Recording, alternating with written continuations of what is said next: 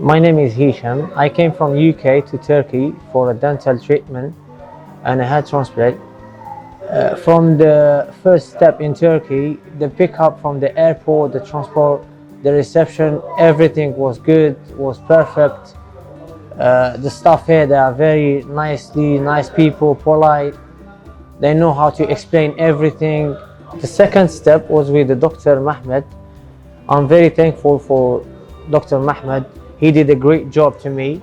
As you can see, everything now is changing. I feel like I'm having a new chance. I'm having a new smile. I can like, I'm not, I'm not, I'm not feeling myself like shy anymore to talk in front of people or to smile with everyone. Thank you so much, Dr. Mahmed. About the hair transplant, everything was great. They did a nice job, nice results. I feel very happy. They really explained to me everything very easy. They treat me as one of the parts.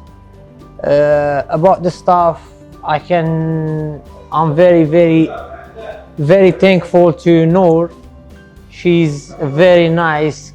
Thank you, Ahmed. He's a very good boy. He's a very nice person. The transporter, Mora, thank you so much. Thank you, everyone. This is a very good experience. I will be very happy to do this with you. Thank you so much, everyone.